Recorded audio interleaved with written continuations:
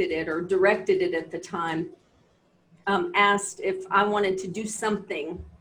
He said, so what are you going to bring? I didn't realize he was going to do this, or I might not have said yes, but he said, so what do you want to bring to the table? It's like, myself. But then I thought on it and I said, well, I have a lot of elders that I know who are asking about the plants and who are asking about, you know, how are we going to remember these plants, their names and their ways and their medicines and their healing properties and their uses if we don't have them around, or if they're not easy to get to and we can't, see them, and how are we going to teach the youth about them if we don't have any way to do that. And so I said, I think we need a garden. And I mean, I can talk about it right now or later, but that's how that garden came to be. Are you on mute? Yeah, no, I think that now is a perfect time to talk about the garden.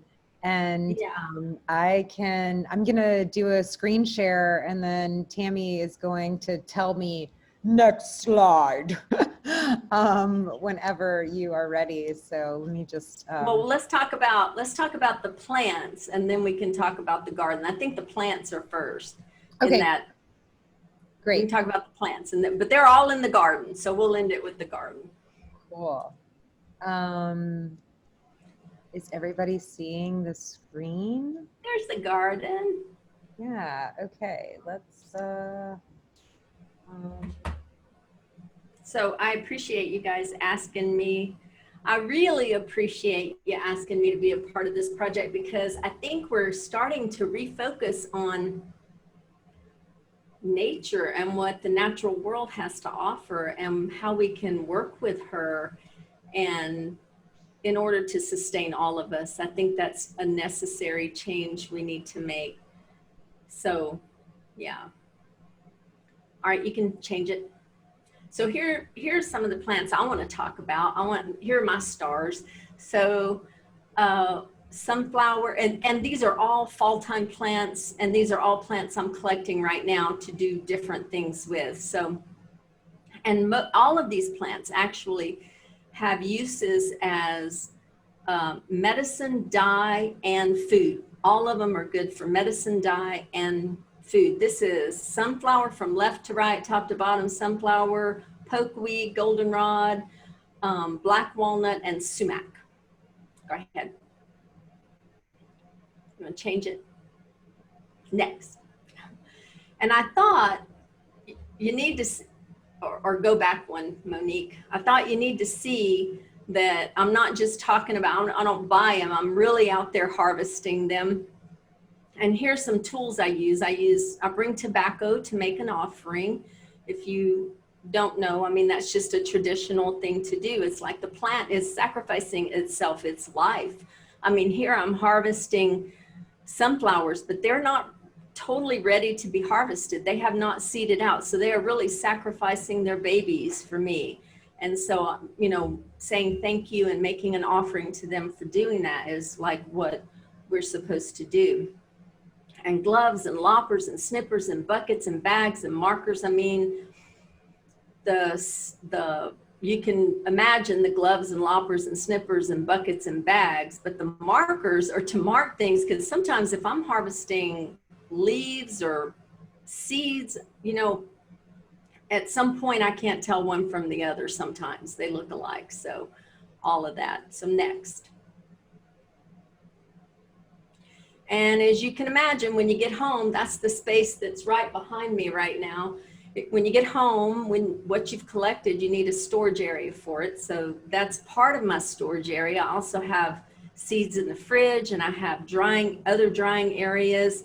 And I think right there, I see on the left and on the right palmetto hearts, and I see some broom sedge, and I see some dock, and I see some sage drying right there along with that big gourd. Go ahead. And that's my equipment. You need to back up one, Monique, please. And that's my equipment for processing and storing. So dyes and dye cloth are processed in those turkey roasters.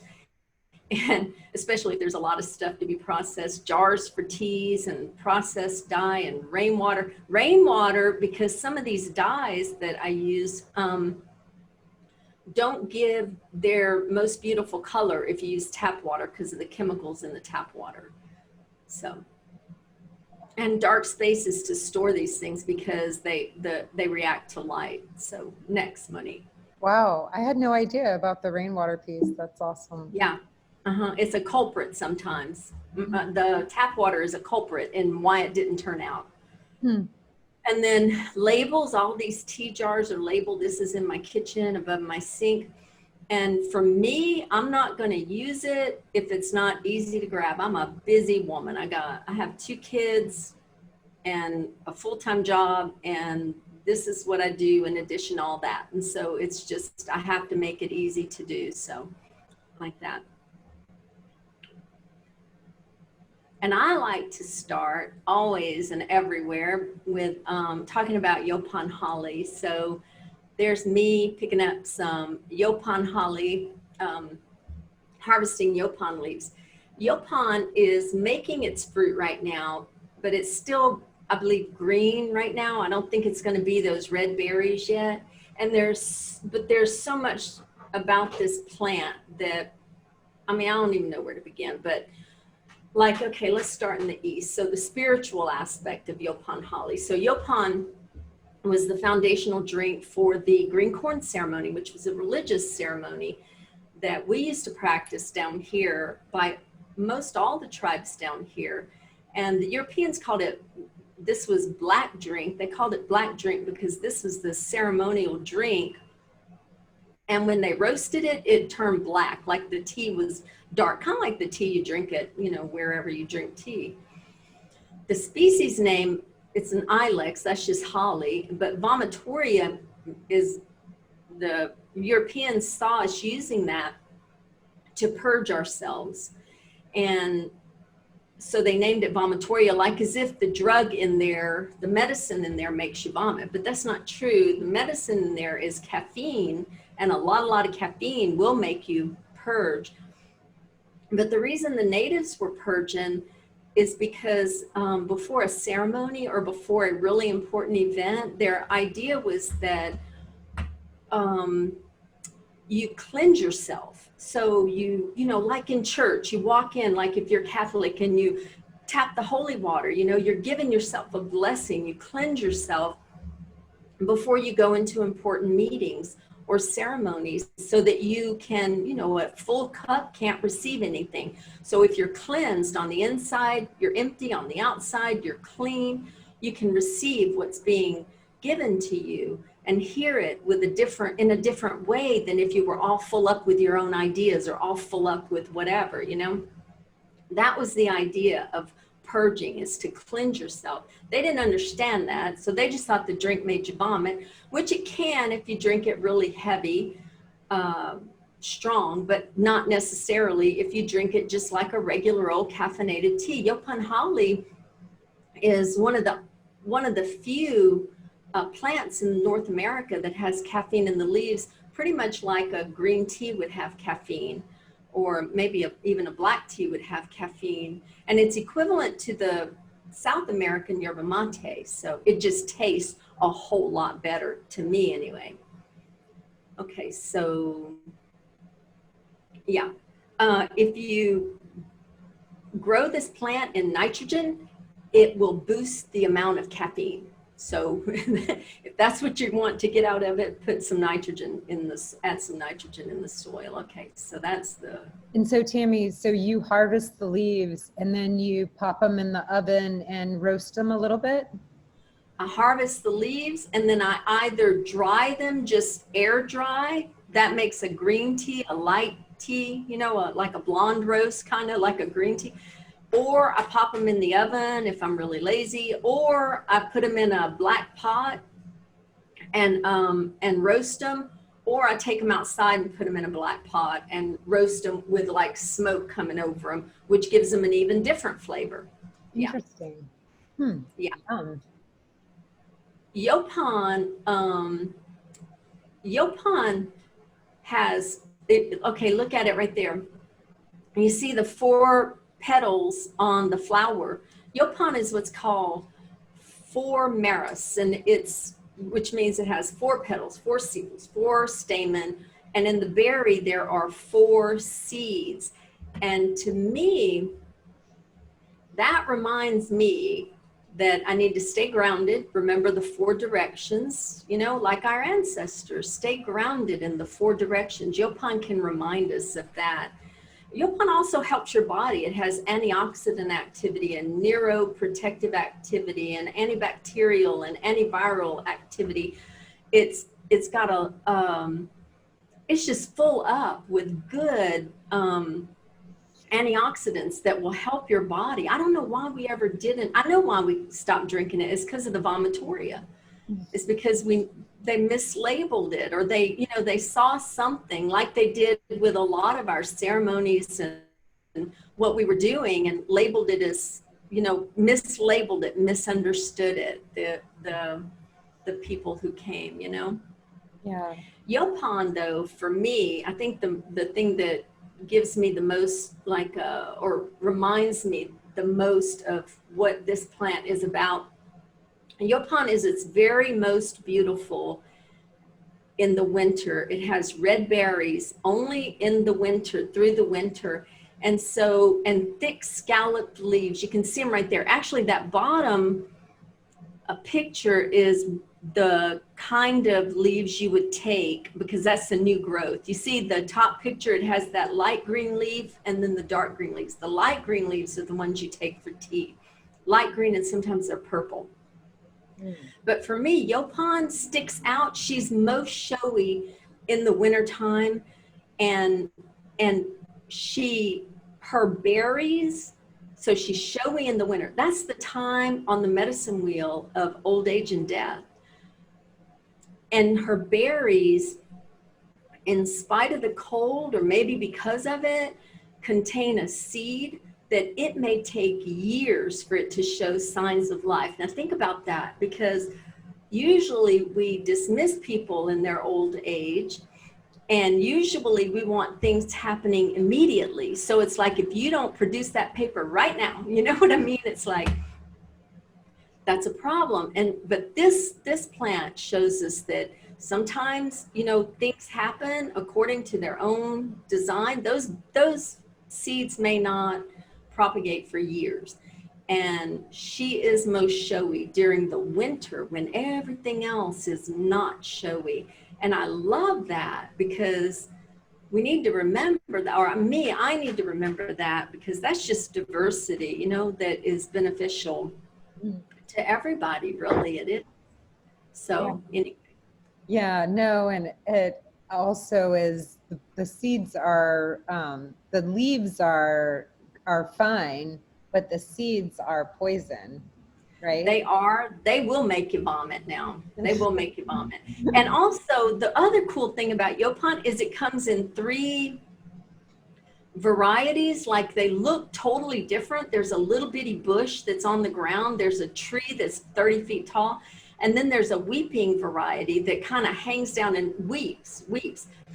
And so the bush is the one that you want to plant if you want to collect the leaves for tea, because the bush will have nothing but leaves. It won't have the berries for you to worry about. The bush will just have the leaves. And so we get all of our leaves off the bushes in the medicinal garden. Yeah. All right, next. Oh, the other thing about Yaupon is, when you get the leaves, if you put them in a tea bag, or you're about to put them in a tea strainer, crunch them up. You want surface area. So you want those leaves not to go in as whole leaves. You want to crunch them up, kind of like you grind coffee. You crunch up the leaves to maximize the surface area, so it'll get the flavor out better. So. And the caffeine. Yeah, and that too, yeah.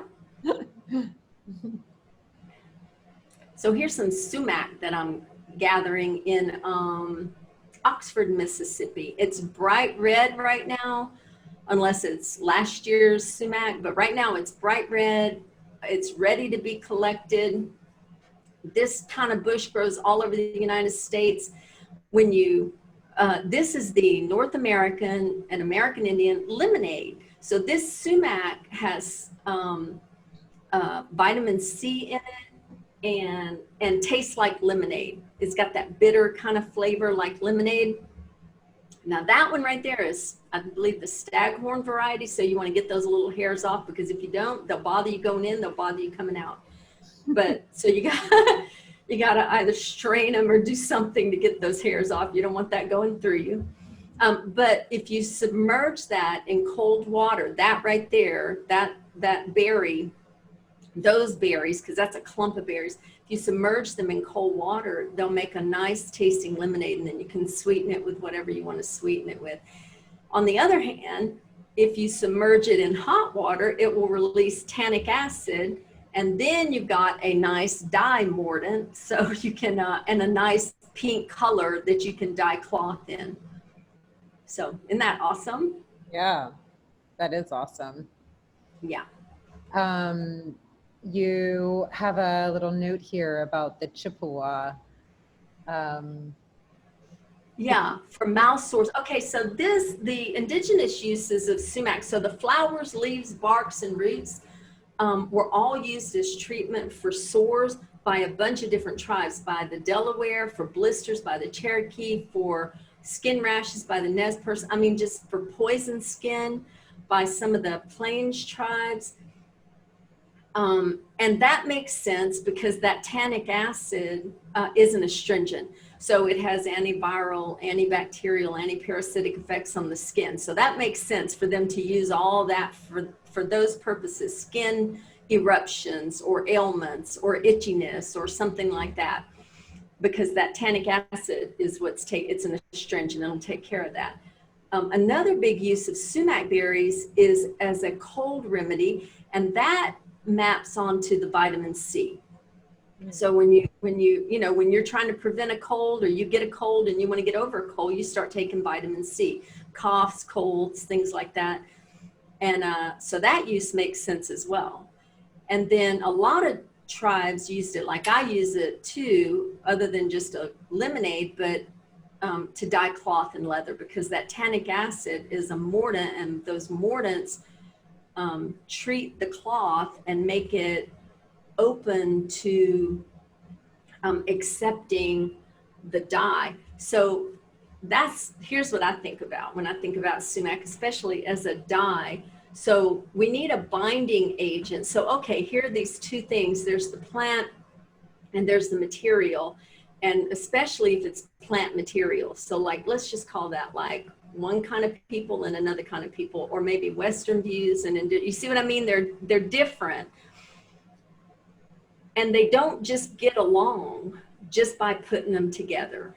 Now, isn't that interesting? You can't just put them in the same place and make it happen, that they do miraculous things like come out with beautiful cloth. You need a binding agent. So sometimes I feel like I'm sumac, because here I am living in two worlds. I'm living in this academic world, and I'm living in this other world where I'm working with my tribe and with plants and with like that. And I think sometimes it takes more than just meeting two worlds to, like, maybe even scouring, because I scour the cloth. It may take a scouring and a binding agent to make this work, like this marrying of technology and our ancient ways of dyeing, and this modern macroeconomics and our bartering traditions, and this focus on individuality, and also keeping in mind the seventh generation, and the marrying of this modern world and our ancient traditions is like a mixed marriage. And so you get all these difficulties that you would expect, and then a bunch more too. But look at what we're doing right now. So we've got this thing, Botanica. Look what we're doing and what can come from staying in that marriage at least long enough to produce offspring, like something beautiful. So knowing that we can always divorce ourselves from technology later, you know? But right now it's working for us for a little while, you know? It's also like thinking about the Yopon and that maybe we're just dropping seeds that aren't going to grow for a really long time. Right. But it's important Exactly. that we're like dropping them for sure. Right. Yep. Yeah, Yopon in action. Isn't that beautiful? Yeah. That's that. Or that's the sumac. Sorry, That's sumac sumac. in Yeah, that's a jar of sumac making its berry dye for me. So Yopon, you can't use that to make a dye. It's not. No, if you open that little seed, that little berry, it's a colorless thing. Hmm. So here's sunflowers. Sunflowers right now are of the Helio species, so sun genus. And the flowers are blooming, and some of them are also going to seed. And here we're collecting down in Picayune. Kalik is not real excited about it, but he helped out for a river ceremony. Yeah, you can change it. Oh, sorry. Sunflowers are native to North America and exported all over the world. I mean, I've heard people talk about foreign countries with sunflower patches in them, and but they came from here. So the young ones, before they bloom, they have the ability, they remember that what they're supposed to do is stay facing the sun. So they'll follow the sun before they bloom out. They'll follow the sun from the east in the morning to the west at night, and then switch back to the east when the sun before the sun comes up in the morning.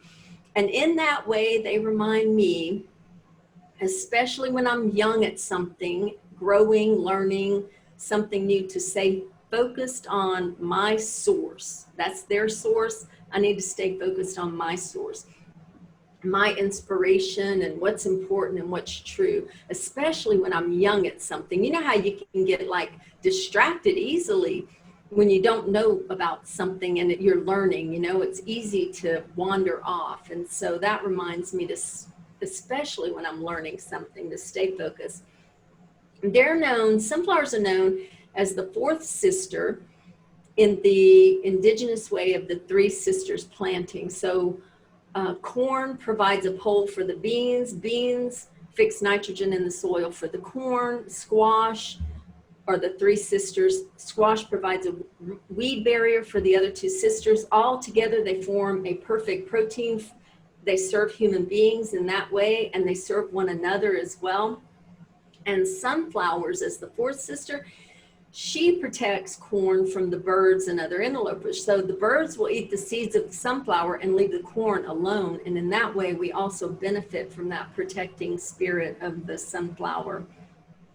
Sunflowers are an awesome food and medicine source as well. The petals, the seeds, the leaves are edible.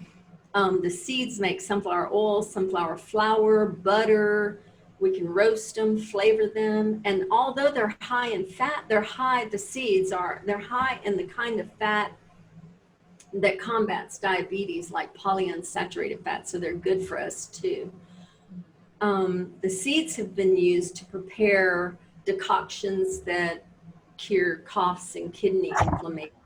And some sunflower seeds, like the Hopi sunflower seeds, make a black dye, a blue-black dye.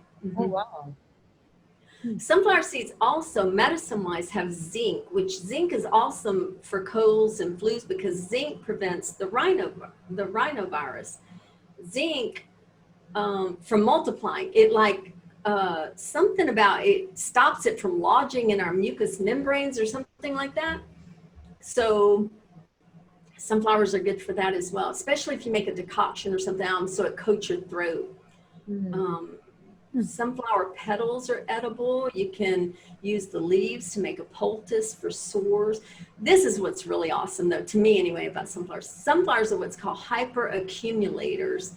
And hyperaccumulators are plants that have the ability to take up high concentrations of like toxic materials into their tissues. And so fields of sunflowers were planted at Hiroshima and Fukushima and Chernobyl to absorb zinc and copper and those heavy metals, those radioactive metals Then it's stored in their leaves and stems. Then you can go bury them in a place where it's not so dangerous for people and animals.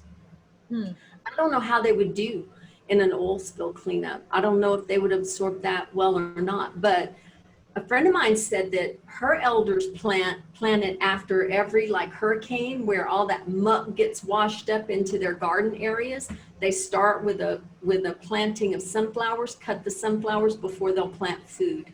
They'll let the sunflowers absorb it. It also makes me think on and appreciate the people in our lives who are hyper accumulators. So we have people like police officers, soldiers, medical people who see horrible things, the worst of everything, and pull it into their own bodies and sometimes go to their graves with that so that the rest of us can think well of the world. That's what that sunflower's doing for us. And we have people who do that as well. And also, it's the universal symbol for nuclear disarmament. Is I it? love that. Yes, it is. The sunflower. Yes. Yeah. Yeah. Isn't that cool? Yeah, I feel like we need fields of sunflowers planted on the banks of the Mississippi River to pull the toxins out. To pull the toxins out. Well, yeah. I mean, why not? Yeah. We're on pokeweed. Pokeweed has berries right now. Well, some of them are drying up too. But the roots, twigs, stalks were used both as internal and external medicines for rheumatism by Cherokee, Delaware tribes, Iroquois. I mean, seriously, Seminoles. I mean, this plant, you see the beautiful dye it makes, but this plant, I mean, people call it a poison, but what I've heard is like the difference between a poison and a medicine is dose.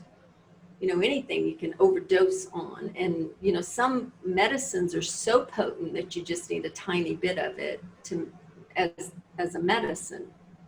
The dried root is used as an anti-inflammatory or taken internally for autoimmune diseases like rheumatoid arthritis. It has alkaloids in it, which most people consider, you know, an alkaloid that is poisonous. And so you do have to be careful. But I mean, some people have heard of poke salad. Their parents or grandparents that grew up eating poke salad, like the very young leaves, and you wash them 2 times. You boil them twice in 2 different clean water solutions, and then you can eat them. So a lot of people around here grew up eating that. Yeah. Some people call it inkberry because look at that. I mean, good Lord, that's just beautiful. Yeah. If you're going to use those pokeberries as dye, though, you don't want to overheat them because the rule is things that are delicate, like flower petals and berries, you don't put a lot of heat on them because they change chemically with too much heat. Things that are like woody, you can put all the heat on them you want. So you wouldn't heat that too much because it's delicate. Yeah, so, all right, go. Keep going. I don't know why you got that slide. The black walnut? Yeah, no, the one before that, I just left it. I don't even know why I left it in there. Oh, that was from a study that I was looking at. They're falling, black walnuts are falling right now. You can use them for bread and oil, and the meat was, I mean, it's just awesome. They have antifungal properties. So they're in, like they treat athlete's foot, things like that. They have a substance called jugalone, and it's good for antifungal, antibacterial, things like that. So go ahead. Yeah, we got it. Yeah, there's the bucket where I'm picking them up, and then there's one that's already decomposing. Now you know it's going to be black when you see that little situation right there. Black walnut shells are super hard, and they're used in all kinds of things in industry like oil well drilling, metal cleaning, polishing for engines and electronic circuit boards. I mean, it's just like all kinds of uses for this little shell, for the shell of it, not the husk, but the shell of it. The husk is used for, turn to the next one. for dyeing those colors right there. Now, isn't that beautiful? Wow. That's what black walnut can give you. Yeah. Isn't that awesome? Yeah. Yeah. So, all right. So goldenrod. So goldenrod, where's the other part of golden? There we go. Goldenrod's blooming right now.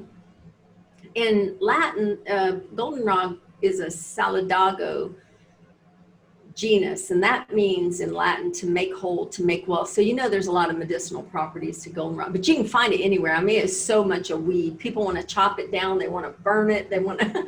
I'm like, is that not beautiful? I mean, geez, I get mine mostly from the Walmart next to my house. There's a field adjacent to the Walmart, and I just go digging up in there when nobody's looking.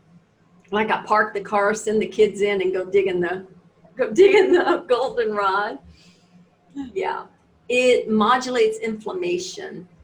And what people think about it is that it's an allergen, but it's not the allergen. There's a ragweed that blooms alongside goldenrod that is the allergen, but goldenrod,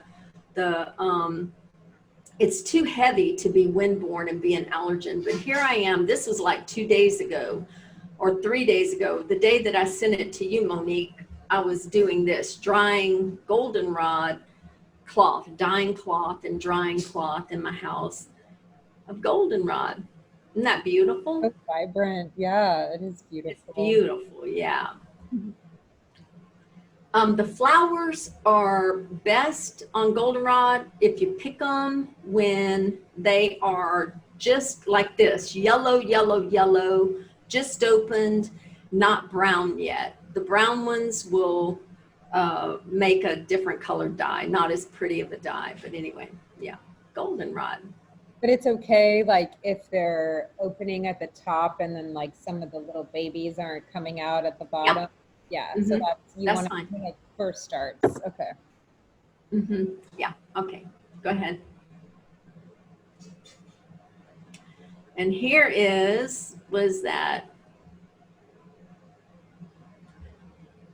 Oh, here's a place setting my friend and I made, Jennifer Lomax, the woman that I'm working with, we're doing some health disparities research, and we were making food with native plants. So we were using some of these plants in our food, and we were about to serve it up. Oh, but all those tablecloths are dyed with all these different plants that I've talked about.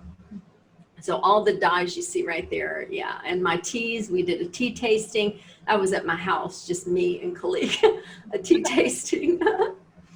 Okay, go ahead.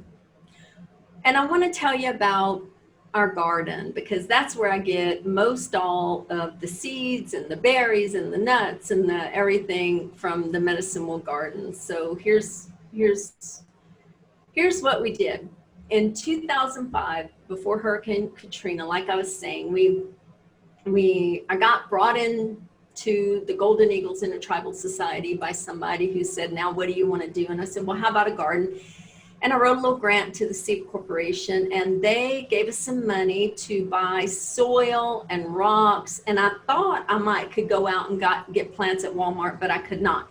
So it's like, if you build it, they will come sort of thing happened. So we built it, keep going. And you can see it from the very beginning. That's me, and those 2 kids are my grown kids now. Wow. And, oh my. Yeah. They grew up with it. This was my 3rd child, this garden. So keep going. And here we are putting the dirt. We did everything. We put the dirt, we outlined it, we brought the rocks, we placed the rocks, we did everything, including put that tree in the middle.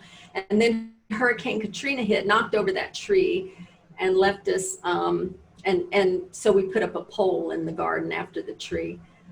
Yeah. Okay, so, and the garden was going along fine, except that I didn't know how to put native plants in the garden. I didn't know what to do for the native plants. And so I went to the Choctaw Indian Fair and met Joe and Merrill Willis, who I told them my story. I had a picture of the garden, and I kept saying, I was like, okay, so what I want to do is put native plants in there, but I don't know how. And I knew someday, some way, somebody would help me out with that. And sure enough, they did.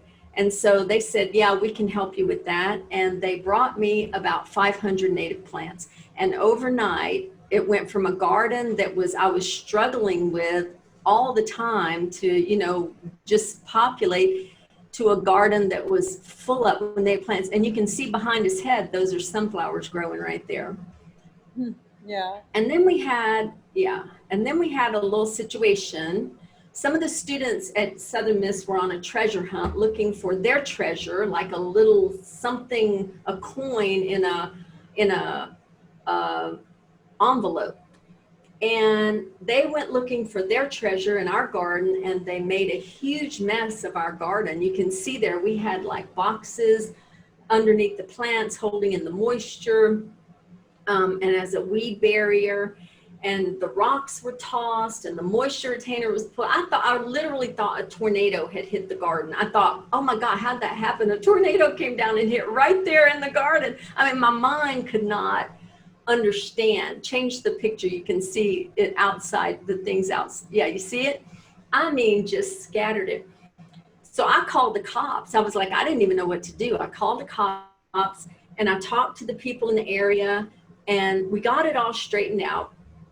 But what I realized is that, we don't always know what may be someone else's treasure. These people saw just some plants, or maybe some plants and some rocks, or maybe some plants and some rocks and, some signs.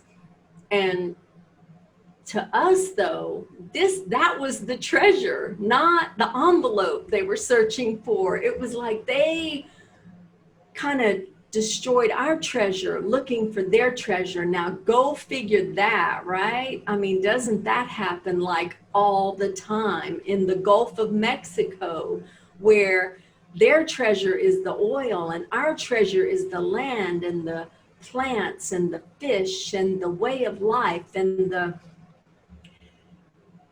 so it got me thinking about that, how we need to be respectful and mindful and really careful, because we might be kicking around somebody else's treasure and not even know, just like they did in our garden. So, but you know what? We got it put back together. Look at there, and then go to the next picture.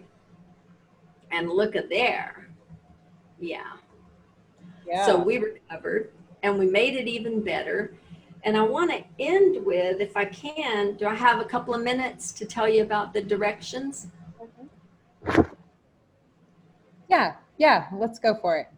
Okay, so go back to the previous one, Monique. Okay, so we have the colors of the medicine wheel right there. So yellow is the east, and in the east, everything comes into existence. Babies are born, new manuscripts are born, mountains, trees, civilizations, new projects are all born in the east. If you're doing something new, birthing something, you're in the east. And so also the east represents our spiritual self. So we come into the world as spiritual being. And when we focus on what's eternal and what these spiritual teachings teach us about, we're focusing on the eastern direction. The east also represents spring, and it also represents the Asian tribes of the world. So if you walk in the east, that's the beginning, and you go to the left, that's the south. And the south is where we experience our youth. So we're not babies anymore. We practice. You learn to ride your bicycle by practicing. Musical scores are born. Manuscripts are written and rewritten and rewritten. When we want to put emotion into a relationship, we do that in the south. When we find our passion, we're also paying respect to the southern direction. The southern direction represents summer, and it's red, and it represents the American Indian tribes of the world. So then we go to the west, and the west is the black area over there. In the west, we grow and mature. So when you perform that musical score or ballet or movie or opera, or you submit that manuscript, you're in the west. Papers are published there, books are published. The west is where we develop our physical selves as well. So when we stay healthy, stay active, take care about how we treat our bodies, you see how this relates to psychology, my own discipline. You see how I'm touching on the aspects of what it is to be a human being, and there they are right there. We're respecting the Western direction when we take care of ourselves. So the West is also represents fall and the color black and all the African tribes of the world. And then we go to the North. And the North is where our elders reside. So our own elders who may not even reach 100 years, or maybe elder trees who reach several thousand years, and stars that reach several billion years of age, they're represented in the North. It's also where we grow and tend our mental selves. So when we grow in knowledge and understanding, we give respect to that northern direction. It's also in the North that we, plants, animals, all of us, even rocks and mountains and planets and ideas grow into old age and die. And useless laws, bad habits end, relationships end right there. But when endings come, we got to take heart, because look at what is the next step on the wheel. It's something brand new. It's the East. We're back into the East and with something new again. The northern direction represents winter and the color white and all of the Caucasian tribes of the world. So we're all up in there, and all of the aspects of ourselves are up in that medicine wheel.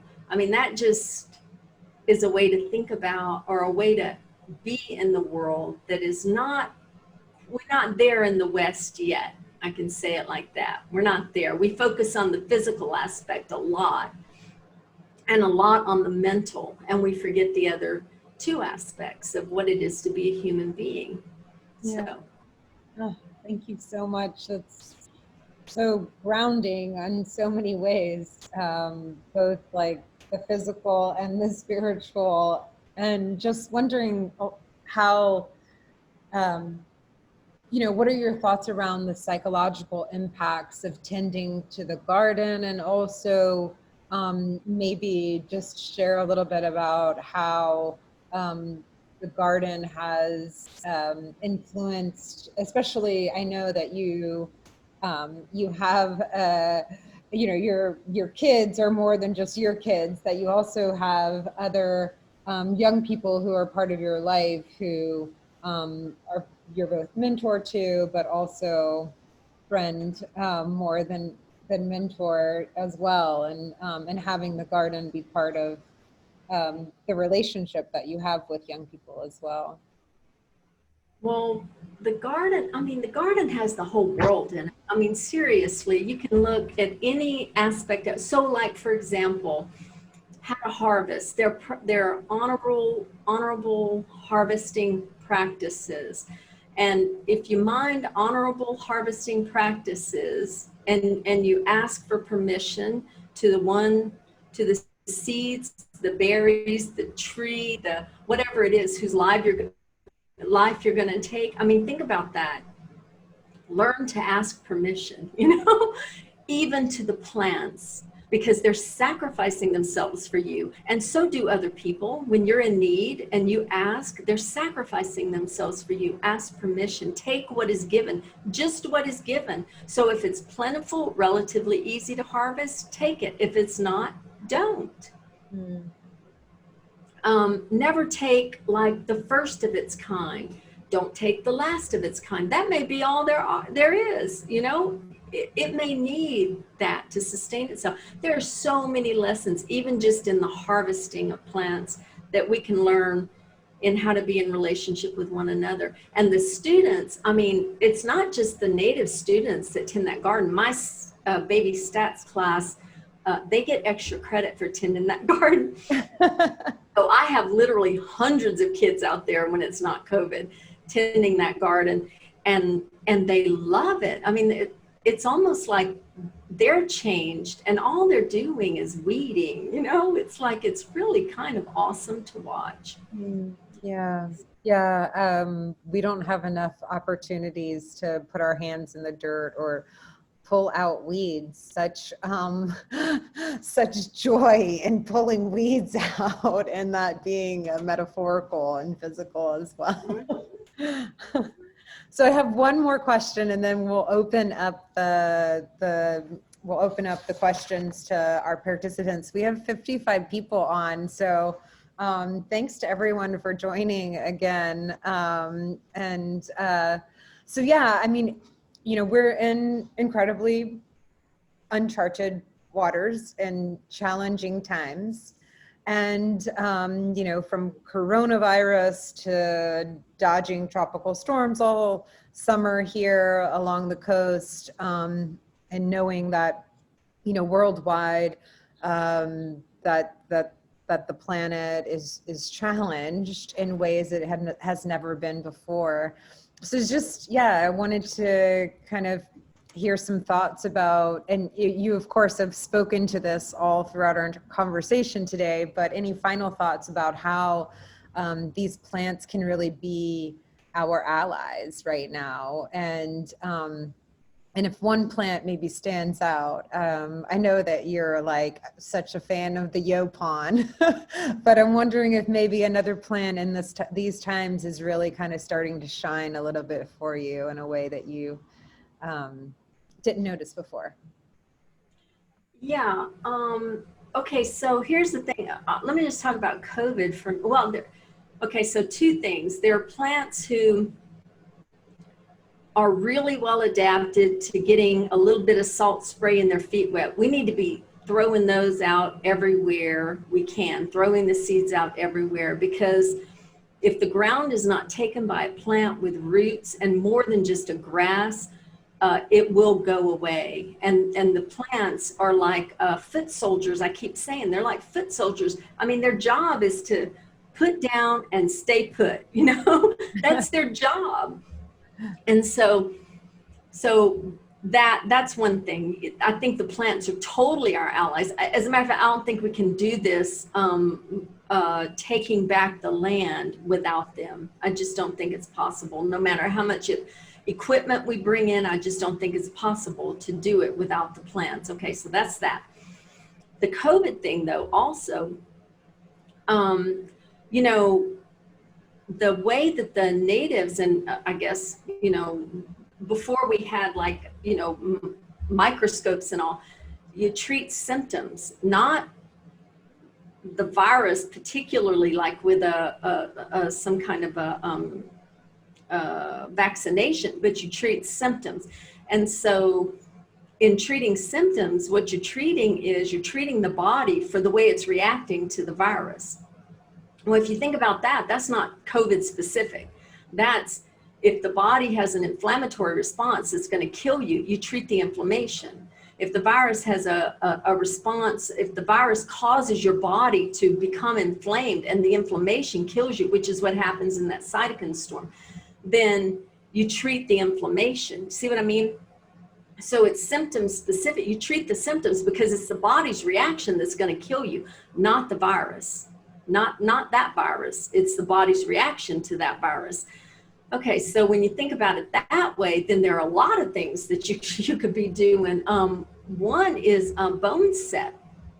Bone set is huge for bringing down fevers, anti-inflammatory. I mean, bone set was used in the 1918 flu epidemic and pretty much cured many people. Bone set, and there was another one, Gelsium, which is like a yellow, like a little yellow flower that's on a vine. What do they call that? Yellow jessamine. But yeah, so bone set. I think we ought to be having bone set tinctures around. Anything that's going to treat, you know, reduce the inflammatory process after the body has already attacked the virus. Things like the sunflowers for zinc. Because zinc will prevent the virus from getting up, you know, it'll kill it while it's in your throat and your nose.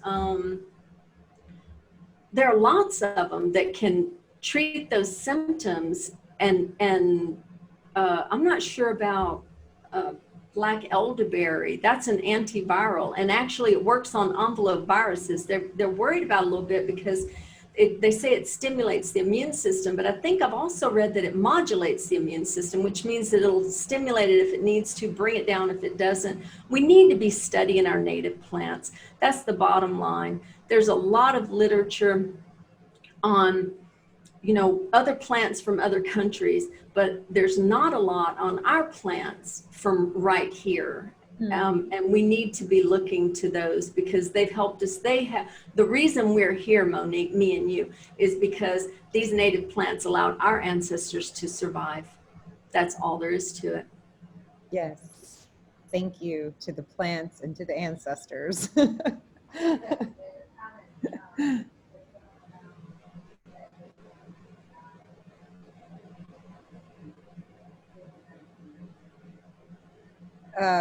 There's a comment that someone found bone set and it was just the medicine that they needed. And we were talking about this mist flower that's growing, blue mist that's growing on my property, and I couldn't figure out what it was. And of course the butterflies are just like all over it, but it's in the bone set family too. And so thinking about yeah, the plants that are showing themselves now and their uses and uncovering that and rediscovering and reconnecting is, I agree, so very important.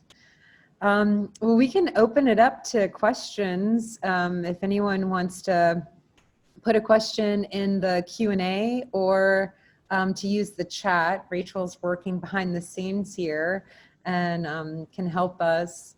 And I just want to again give a shout out to the Bayou Culture Collaborative for sponsoring Botanica.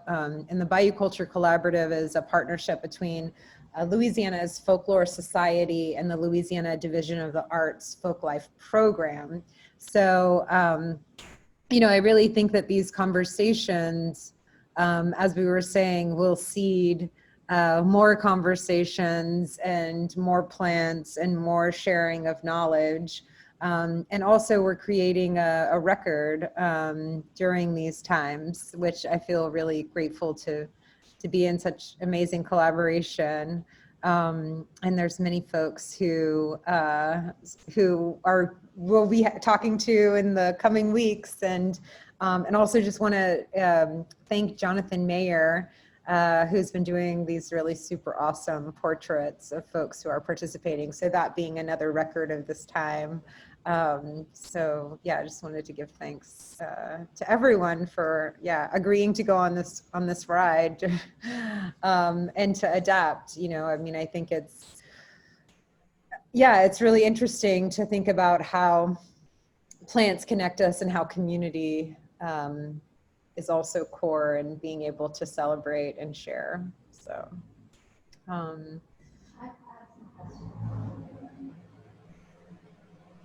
Rachel has some questions. Do you want to say them loud? Tammy, I was just wondering if you could talk with us about your Choctaw community that's you've been engaging with American Indian studies and research work that you've been doing. Sounds like y'all have like a very important collaboration. Your relationship with the Choctaw, yeah. So we have a Choctaw community, a reservation area in Laurel, which is about 40 minutes up the road. And then we have one a couple of hours up the road.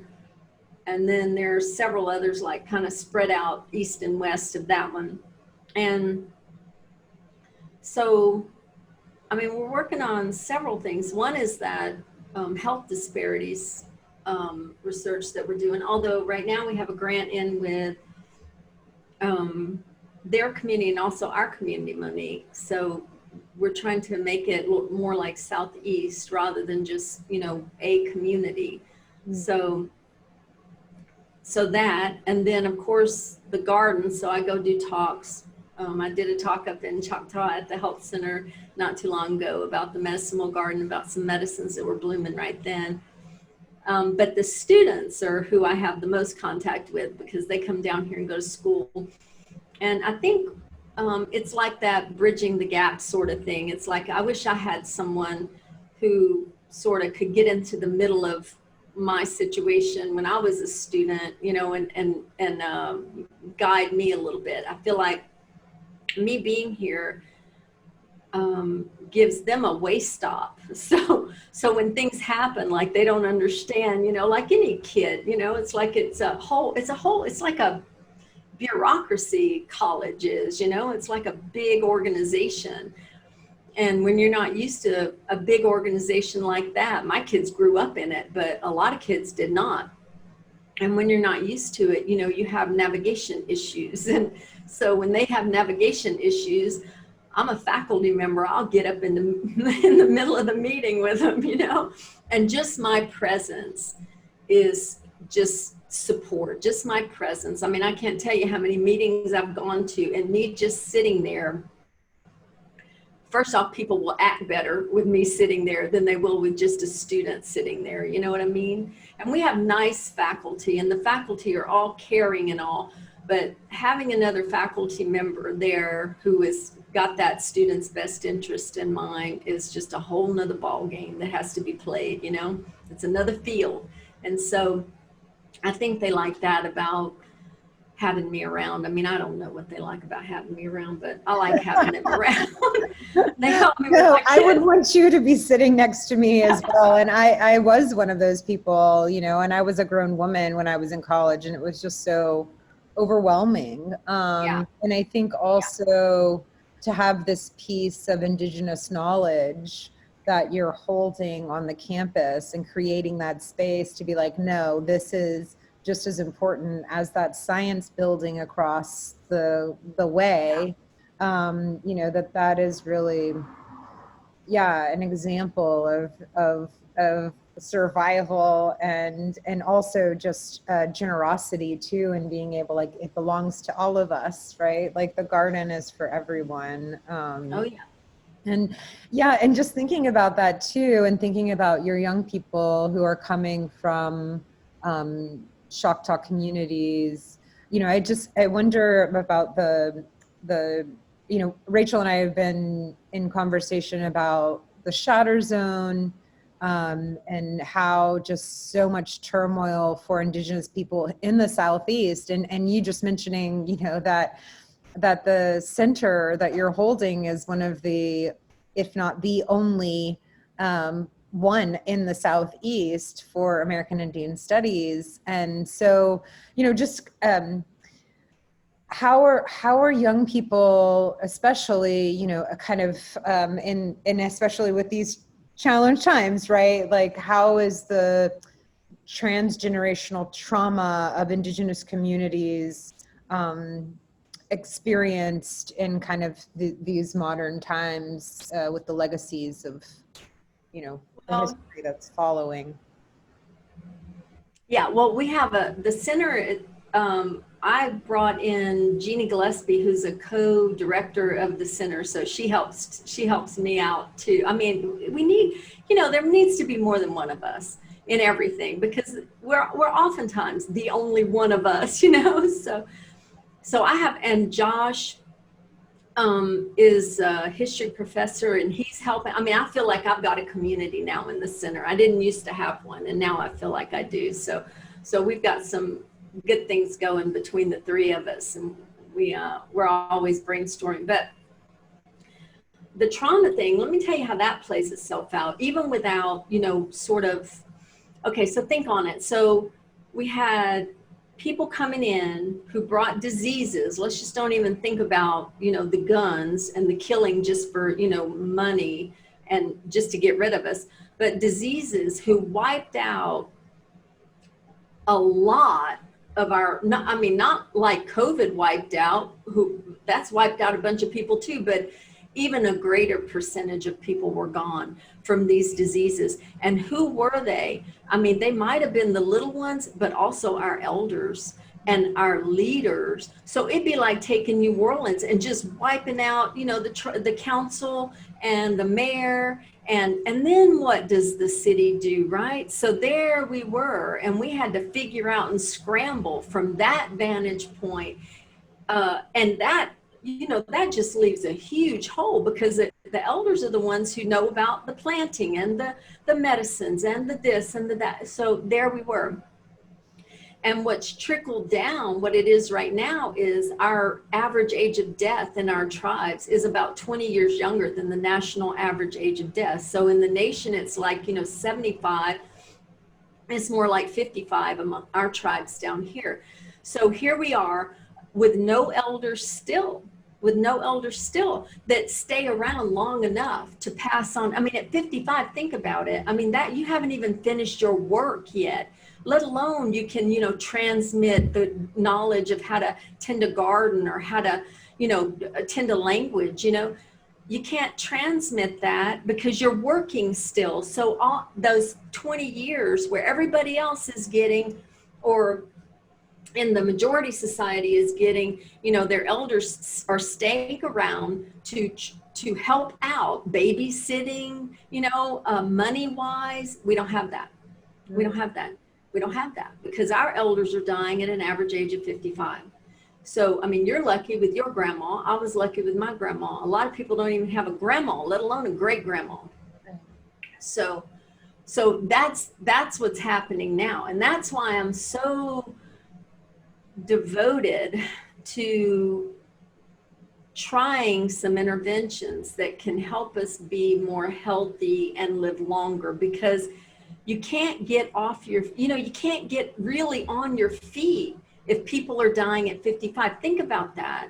Your mom and your dad would be dead, and your grandma and your uncles. And I mean, those are the support system that these kids would have. Think about this. So that's why I'm here. It's like I'm filling in for somebody who couldn't be there because they're passed. So it's like, we still are not at the place where we can get on our feet and move quickly forward, because, just that resource not being there is huge, let alone poverty. And you know what I mean? Right. Just that resource. Yeah. Yeah. Yeah.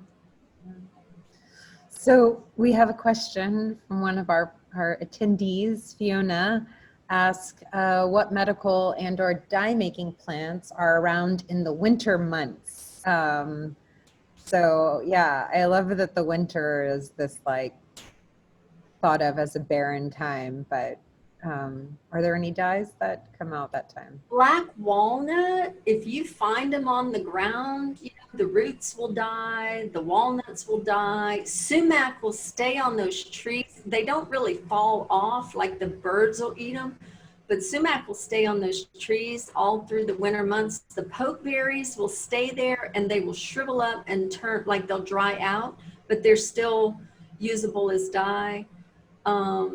The goldenrod will go. Yeah, so you can get at least, the pinks and the browns. You can get the pinks and the browns even in the winter. And if you pick it now, like the pokeberry, you can dry it and use it later. And the sumac, I mean, I've got sumac hanging around here somewhere over there. I mean, it just stays red forever. So, yeah. Yeah, I think I have. You gave me a while back that are still red, and maybe years ago, actually. Yeah, right. Yeah. Any other questions? We have about 10 minutes, and just, yeah, Tammy and I have been, so the Medicine Wheel Garden up at the University of Southern Mississippi had a baby years ago, and Tammy was foundational in being like, oh yeah, we're putting in a garden. Get in the woods, Khalik, and dig that elderberry up. So in St. Bernard Parish at the Los Isleños Cultural Complex, we have a little baby medicine wheel garden that came from Tammy's mama. And we're also working to seed other gardens around the Delta, from St. Bernard Parish all the way to the Yakni-Shido, which is the traditional territories of our Homa people between the Atchafalaya and Mississippi rivers. So we would love to stay connected with all of you, and we have some amazing work that we're hoping to get going in the winter time. So if you want to remove invasive species with us, we can rendezvous in the woods from socially distanced spaces. Lee Hopkins says, thank you so much for speaking with us tonight. Around here, I see a lot more late bone set than bone set. So the late bone set E serotonum, then the bone set E profolactum, I believe. Do not know much about late bone set. I don't know much about late bone set either. But I wish I had a photograph of that mist flower too, because I'm like now like a little obsessed with it. There are several like bone set, like in that E genus that work the same. I mean, you know, work similarly. Yeah, work similarly. The one that's in my garden is the perforated one, the one that yeah. The one where the stem sticks up through the leaves like that. That's the perforation. That's why it's called that. Oh, Rachel has another question. Go figure. I was wondering if Tammy could talk about some of like, the experiences that she's seen, like transformations that people who have been in the garden for a while, if she's seen transformations themselves through this long-term. Is he talking about? Did you hear Rachel? Did you? Okay, she was saying that she's curious about transformations in the garden. If you have witnessed to other individuals' transformations, or even your own transformation with the relationship with the Medicine Wheel Garden. Just because it's been so, you've had it for so long now, you know, you've been in relationship, and what that. And Monique is starting these new gardens, and I know a lot of people are, like what kind of experience happens when it's not just a year or two, but it's this long-term relationship she's been in. I think the biggest thing that like shocks me sometimes is, let me see how I say it, like I'll be talking about I use like they like, it's almost like I don't even think about it, but I use words that speak to them as individuals. So it's like I'm talking about a plant, and now I start using like not a he, she, but they work with us, like giving them agency, like as if they have, and I believe they do, like they had a choice in the matter, and they, you know, it's like they have something. Some agency in the world, and that's, I've noticed that just happen. You know, the other thing I notice is that when I see like a plant, like I use this example a lot because it's at the very beginning of the Medicine Wheel Garden. It's a Spanish dagger, and that thing, if you get too close to it, it will literally make you bleed. And I have bled many times touching a Spanish dagger wrongly, just even bumping up against a Spanish dagger. But what I do a lot of times is when I get that experience, I think, oh, I have friends like that. It's like it automatically just comes. I have friends like that. If you try to get close to them, they will hurt you. But if you keep your distance and if you give them their space, they, you know, Spanish dagger, also the root is a saponin. You can wash your clothes and your hair with it. The leaves are like needles, and if you pound the green out of them, it's a needle and thread. I mean, the blossoms are edible. You can put it in a salad. The stalk on the blossoms is a fire starter. I mean, good God, who wants to get rid of that, right? Just because they poke you every once in a while, really? I mean, like that. And then those friends, I see them differently because now yeah, they're pokey. And yeah, they'll make you bleed, but gosh, you know, they have some huge value that I would never dismiss them just because I poke every, you know, they poke me and I bleed every once in a while. Oh, well, you know, like that. Yeah. Yeah, that's, Maybe, yeah. yeah. Rachel's like, yes. I know those friends. I got some friends. You Yes. start to like, it's like a whole, like the garden becomes this like entryway into all these different relationships in your life, but also like your own subconscious or something about like, oh, okay, Yeah. think about that when I like pull the bougainvillea down and I'm like hurting myself, but I'm thinking like, oh, I'm cutting new, you know, like I'm gonna cut off this stuff that's not that useful anymore, and I'll see it bloom again, you know, and it like it does take you to other parts of your life where you're like, okay, sometimes I need to do this in other parts, not just my garden. Like it teaches. But I know we have a couple of other questions. It's the whole world. Yeah. It's the whole world right there. Yep. Yep. Inside and out.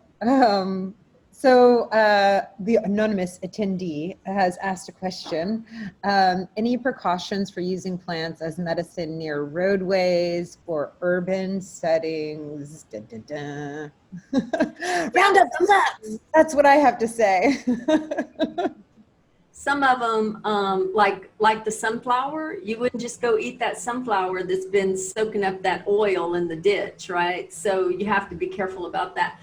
But where I live, you know, I have like national forests around, and I go to places where like the back of Walmart where there's just nothing there. I mean, it's an empty lot. It's a huge empty lot. And I can get up in there and I don't mind digging. It just doesn't seem like there's anything in there that's going to bug me. But I'm real careful in the garden. Like I don't put anything down, any kind of chemicals or anything like that down in the garden, because I know I'm harvesting and it's right there. But some plants absorb things, and some plants, you know, are affected by things. But I don't live in a real populated area that would, you know, like it's not smoggy over here or something like that. Like I'm not got the exhaust fumes. I guess in the middle of New Orleans, maybe you might want to, although I know people who grow gardens in the middle of New Orleans and eat out of them too. Yeah, I think that the big worry here is that there's some spots that are like hot spots for lead. And so just being cautious of that remediation. And they say that, you know, yes, we have refineries that are all around us, but it's also the port and those ships that are pulling off their exhaust, which is then just like falls on the banks. So now lead, I read one study where the sunflower absorbed 40%, a sunflower planting absorbed 40% of the lead that was in the ground. Wow. When they removed the sunflowers. Yeah. So that's, and the sunflowers die, you know, they don't come back. I mean, it's not like they're going to come back next year and you're killing them. It's like you have to harvest them anyway if you're going to use them. Mm-hmm. So if you harvest them and then you go locate them somewhere else where there's not going to be a problem with interacting with humans or growing things, then, you know, you're better off for that. So the sunflowers can help with that, actually. Yeah, magic plants. Okay, it's 8:00, but we do have one more question, and it's a good one, and it's from our dear collaborator, Ida Aronson, who asked, did the garden do things that you didn't expect? Did it morph in a way that you did not plan? Oh God, yeah, all the time. It always does it. So one time, I'll tell you that picture that you saw of the concrete paths, right? So it went from being like rock paths, rocks to concrete paths. Okay, so that happened because a guy came out to the garden who was a native plant enthusiast, John Guyton, and he was trying to get into the garden, but he was in a wheelchair. He couldn't get into the garden because it was a rocky path. And so, and I had no intention of paving the paths. I did not even want to do that. I wanted the rocky, except the rocky was just driving me crazy because I had to keep the weeds out of it. And that was a pain in and of itself. So anyway, John Guyton comes. He's like, I can't get into the garden. And I needed him to get into the garden because I needed to ask him questions and things. Okay, so then about 6 months later, I heard that they were having well, I shouldn't say this out loud. I heard that they were having an audit at the university for ODA, for wheelchair accessibility and accessibility for, and so I had a friend of mine go and ask them if the garden was wheelchair accessible, and they paved the paths. So now, people can get, and I didn't expect that. I didn't even expect them to do it. I was just like, hey, I'll take a shot. I mean, it's a cheap shot, but I'll take it. And doggone if they didn't like exactly pave the paths in exactly the way I wanted, because they wanted to put a highway through the garden. And I'm like, dude, this is not I-10. This is a destination. It is not a highway. And so they did it exactly in the 4 directions. They made the circles. I mean, just everything.